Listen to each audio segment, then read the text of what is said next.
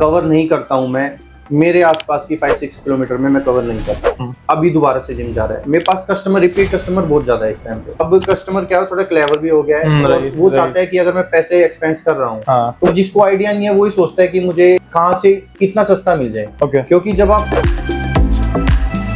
Hello everyone, welcome back to my channel once again. आज हम फिर से आपके लिए एक बहुत ही इंटरेस्टिंग वीडियो लेके आए हैं। तो आज हम आए हुए हैं एक और जिम मैन्युफैक्चरिंग यूनिट पे जो कि बेस्ड है दिल्ली में। और जैसा कि आप जानते हैं कि हम लोग आपको क्वालिटी प्रोडक्ट्स प्रोवाइड करने वाले मैन्युफैक्चरर्स मिलवाना चाहते हैं ताकि आपके लिए आसान हो जाए डिसाइड करना कि कहाँ से आपको अपना प्रोडक्ट, आपके जिम इक्विपमेंट खरीदने चाहिए। बस सिर्फ बजट की बात नहीं होती, बात क्वालिटी की भी होती है। तो आपके लिए आसान हो जाएगा डिसाइड करना कि आपको कहाँ से सामान खरीदना चाहिए। तो आइए मिलते हैं हम एपेक्स मैन्युफैक्चरिंग यूनिट के ओनर मिस्टर दीपक जी से। तो Deepak ji, thank you for giving a special time. Welcome to our channel. तो हम लोग शुरू करेंगे आपके एक बेसिक इंट्रो से कि आपकी जर्नी कैसे रही, आपकी एजुकेशन क्या, मतलब बैकग्राउंड लोग जानना चाहेंगे कि आप किस बैकग्राउंड से। बेसिकली मैकेनिकल इंजीनियरिंग से की हुई है मैंने बीटेक। और इस फील्ड में मैं क्यों आया हूँ सबसे पहले मैं बता देता हूँ। मैं जिम का मुझे बहुत क्रेज था। मैं जब भी जैसे किसी जिम में विजिट करता था तो मैं एक्सरसाइज कम ये भी देखता था मेन की मशीन हमें इफेक्ट दे रही है या नहीं दे रही है। सपोज मैं कई जिमों में गया, एक्सरसाइज बैक की कर रहा हूँ लेकिन मुझे शोल्डर पेन हो जाता था, बाइसेप्स की कर रहा हूँ मुझे ट्राइसेप्स पेन हो जाता था, तो ऐसी दिक्कत आती थी। तो मैंने इसमें सोचा कि अब जब जिम लोग लगा ही रहे हैं, पैसा खर्च कर रहे हैं, तो उन्हें क्यों ना कुछ अच्छी चीज दी जाए। तो मैंने फिर उसी की थोड़ी स्टडी की है अपनी। फिर मैंने आज से 4 साल पहले अपना काम शुरू किया था ये वाला।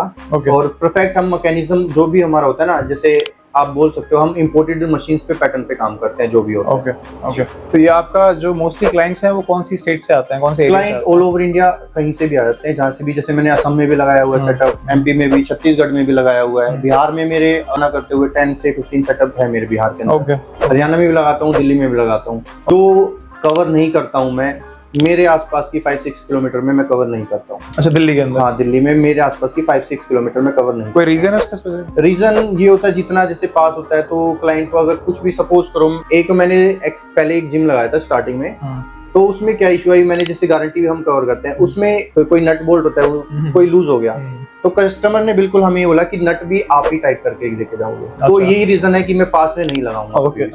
क्योंकि नट बोल्ट टाइट करने के लिए अगर मैं लड़का भेजूंगा तो मेरा वो बिल्कुल ही मतलब दूसरी मशीन जो मेन मशीन है उस पर मैं ध्यान नहीं देता। बहुत छोटी छोटी चीजें होती हैं। तो ये ना कि क्लाइंट को खुद ही देखनी पड़ेगी, नट बोल्ट कोई लूज हो गया तो उसको टाइट कर लीजिए। अगर जो मेन मैकेनिज्म जहाँ पे चल रही है मशीन वहां के नट बोल्ट लूज हो रहे हैं तो वो दिक्कत है। यानी कि अगर मान लो सीट्स के नीचे से नट बोल्ट टाइट हो, ढीले हो गए, तो उसके लिए भी हमें टाइट करने के लिए बुलाया गया था।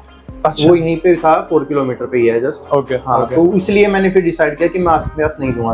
मैं स्पेशली अलीपुर में तो कुछ चीज देता नहीं हूँ। अच्छा, तो अभी आपका जो दिल्ली में कितने सेटअप डाल चुके हो? दिल्ली में मेरे 14-15 सेटअप्स हैं इस टाइम पे। बिहार में 15 के अराउंड है। मेरा जो बेसिकली ये बोलते हैं ना कि गर्ड जो बोलते हैं, जो एरिया स्पेसिफिक है, मेरा बिहार और कश्मीर, यहाँ पे मैं बहुत ज्यादा ध्यान रखता हूँ। और अब लास्ट 4-5 मंथ्स ये मेरा बैंगलोर हो गया है। मेरे बैंगलोर में मतलब डेली की 2-3 इंक्वायरी हैं और उसमें से एक जिम मैंने लास्ट में लगाया, उन्हीं सेम कस्टमर का अभी दोबारा से जिम जा रहा है। मेरे पास कस्टमर, रिपीट कस्टमर बहुत ज्यादा है इस टाइम पे। जिसने जिम लगा लिया वो या किसी को रेफरेंस दे देगा या खुद ही अपना आगे ब्रांच खोलता है, तो वो वाला कस्टमर मेरे पास ज्यादा है। तो क्या रीजन है कि वो लोग इतने दूर से, मैन्युफैक्चरिंग यूनिट तो वहाँ भी होंगे? वहाँ पे भी है। तो फिर दिल्ली अप्रोच करने की क्या जरूरत है उनको? दिल्ली में एक तो आप अगर कैलकुलेट करो, प्राइसिंग का थोड़ा सा वेरिएशन होता है। क्योंकि वहाँ पे भी जो मटेरियल जाएगा ना वो दिल्ली से या फिर आपके आसपास, जो कि दिल्ली एक तरह से प्लेस ओरिजिन है यहाँ से। आपको हर चीज मिलती है। पाइप जो होती है यहाँ पे यूपी में पाइप मिल जाती है, गाजियाबाद वगैरह में सारी पाइप यहाँ से आते हैं। फैक्ट्रीज यहाँ पे बहुत बड़ी इंडस्ट्री ज्यादा है, तो यहीं से ऑल ओवर इंडिया सप्लाई होता है।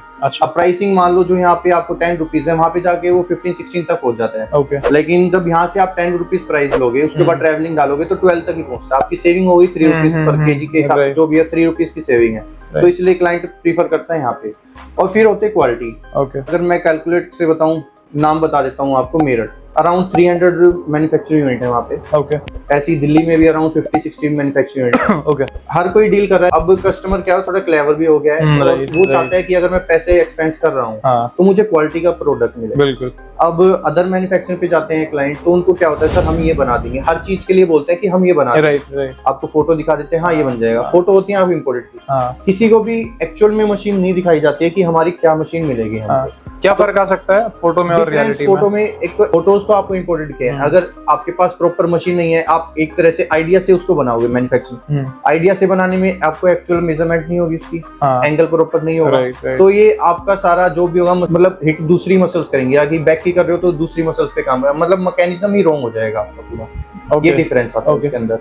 तो इसके लिए एक कोई सेट ऑफ एक्सपर्टीज चाहिए होता होगा ना, जो आपके पास काम करने वाले लोग हैं? हाँ, मेरे पास तो जैसे एक तो सपोज करो हम कोई मशीन बना रहे हैं, पहले हम जिसकी हम कॉपी करना चाहते हैं उसको बाय करते हैं, उसकी फिर हम पूरी रिसर्च 3D ड्राइंग बनाई जाती है एग्जैक्ट सेम, उसी फिर ट्रेसिंग होती है, उसके बाद जो जो उसमें पार्ट्स यूज होते हैं लाइक लेजर कटिंग से होते हैं, वो उसकी हम डिजाइनिंग करके लेजर वाले पे जैसे कटिंग के लिए भेज देते हैं। वो एग्जैक्ट उसका वो पैटर्न है। ये नहीं कि मैं हम फोटो से आज तक हमने कोई मशीन बनाई नहीं है, नहीं आगे कभी बनाएंगे, क्योंकि एग्जैक्ट जो मशीन होती है सामने तो उसी का बनाना अच्छा है, क्योंकि मैकेनिज्म हमें अच्छा मिल जाता है। मतलब जो प्रोसेस आपका पूरा साइंटिफिक अप्रोच आप फॉलो करते हो, आप रिसर्च करते हो उसके बाद बनाते हो। एग्जैक्टली। अच्छा, ठीक है। आमतौर पे जो आपको इंक्वायरीज आती है उनकी एक्सपेक्टेशन क्या होती है आपसे?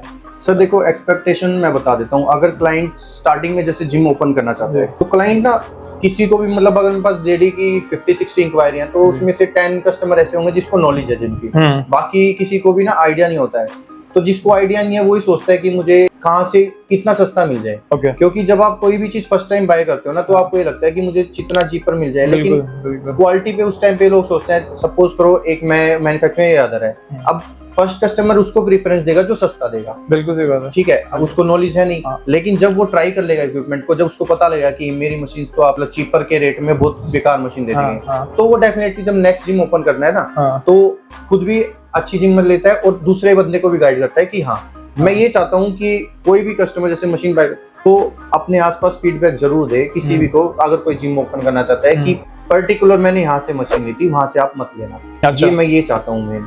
अच्छा, हाँ, इससे इंडस्ट्रीज में भी जो भी आपसे जिम मैन्युफैक्चर, क्योंकि ना हम जिम में क्यों लगाते हैं, आपकी बॉडी को एक अच्छी बेटर करने के लिए, फिटनेस के लिए। अगर वही चीज मैं मशीन ही आपको खराब दे दूं तो फिर आपकी बॉडी खराब है, तो वहाँ पे हमारा कोई फायदा नहीं। अब वहाँ इंप्रूवमेंट के लिए आ रहे हैं, वहाँ पे आप डिग्रेडेशन लेके आ रहे हो, हो जाएगा तो कोई फायदा नहीं।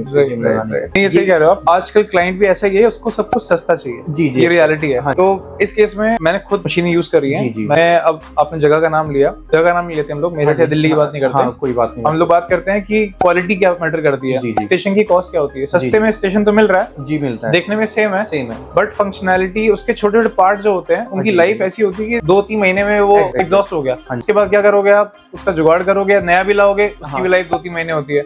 ऐसे में क्लाइंट बहुत इरिटेट होता है जो जिम का मेंबर होता है। अब सपोज आपकी बात कर देता हूँ, आपने बताया कि एक इक्विपमेंट परचेज किया, उसमें 2-3 महीने में कोई प्रॉब्लम हो गई, उसके बाद उसमें कुछ हमने जुगाड़ से या कुछ भी बिल्कुल वो भी इंक्रीज, आप मान लो 30,000 आपने, वो भी लगाओगे 2-3 हजार उसकी भी। बिल्कुल।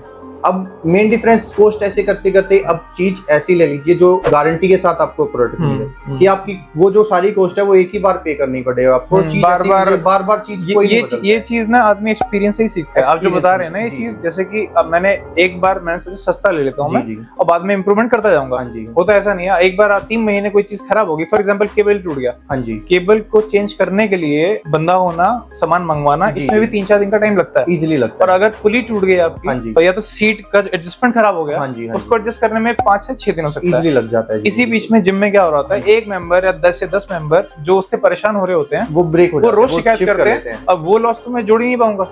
हाँ जी, देखा जाए तो वो मेंबर मेरे पास वापस कभी नहीं आएगा, चाहे मशीन चेंज करा दूं मैं, उसको कैसे पता चलेगा मैंने जिम मशीन चेंज करा दी? बिल्कुल। जैसे एक मेंबर को ऑन बोर्ड लाने में बहुत मेहनत लगती है, बिल्कुल वो चला जाए, वो घाटा मशीन की कॉस्ट में जोड़ना चाहिए, उसी में इंक्रीज होता है।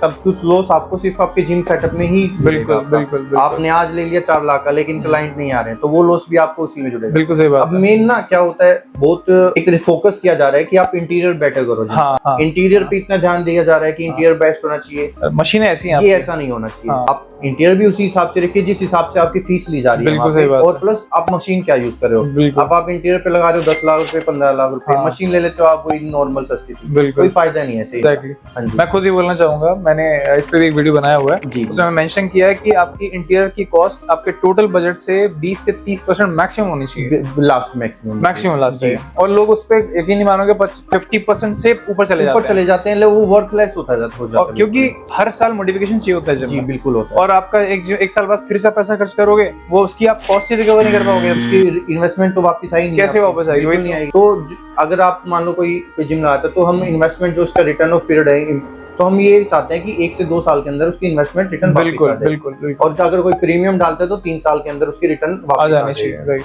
हमारे यही कोशिश होता है। प्लस अब मेरी स्पेशलिटी, मैं सपोज करो आपने मेरे से बाय किया किसी भी एक्सवाइजर, तो मैं उस पे मतलब वीकली मंथली उनको कॉल पूछता हूँ, सर रिस्पॉन्स कैसा है आपकी, कोई Okay. मशीन में इशू तो नहीं है, क्लाइंट क्यों नहीं आ रहा है, उनसे ये जानने की कोशिश की जाती है क्लाइंट किस लिए नहीं आ रहा है वहाँ पे, ओके। या तो लोकेशन या फिर आपकी जिम का एटमोसफेयर। अच्छा। तो मैं पूरा फोकस उस पे करता हूँ। अच्छा। मेरी स्पेशल मतलब कॉल होती है। तो इससे आप क्या आइडेंटिफाई करना चाहते हैं वैसे? इससे आइडेंटिफाई ये है कि मतलब मैं एक तो ध्यान दिया जाता है, कोई भी जैसे मैन्युफैक्चर कोई वो ना इतना ध्यान नहीं, उनको एक बार सेल किया कोई तो लेन देन नहीं मतलब होता, राइट। लेकिन मेरा ना प्लस पॉइंट ये है, मैं उनसे पूछूंगा किस मशीन के कारण या किस चीज के कारण आपको ऐसी प्रॉब्लम आ रही है कि आप इन्वेस्टमेंट रीगेन नहीं कर पा रहे हो आप। तो आपको लगता है इतना बड़ा रोल होता है इक्विपमेंट का? बिल्कुल मेन रोल आपका जिम लगाते हो, इक्विपमेंट का ही रोल होता है, ना आपके इंटीरियर का होता है ना आपके लोकेशन का भी इतना रोल नहीं होता है। क्योंकि अगर आपको अच्छी इक्विपमेंट मिलेंगे तो आपके फ्रेंड्स या कोई भी सर्कल में कोई रिकमेंड जरूर करेगा कि वहाँ पे जिम इक्विपमेंट है। तो अभी जिम का क्रेज बहुत ज्यादा। आई होप आपको ये टॉपिक अच्छा लगा हो और आपको काफी कुछ समझने को मिला होगा इस इंडस्ट्री के बारे में। अगर आपका और कोई क्वेश्चन हो इससे रिलेटेड आप कमेंट बॉक्स में मुझसे पूछ सकते हैं, आई विल डेफिनेटली रिप्लाई। और आप मुझे कमेंट बॉक्स में बताइए प्लीज कि आप किस टॉपिक पे चाहते हैं मेरा नेक्स्ट वीडियो, मैं उसी पे वीडियो बनाऊंगा। Thank you for watching. Hope you like this video. Please like, subscribe and share with your friends and everyone. Thank you.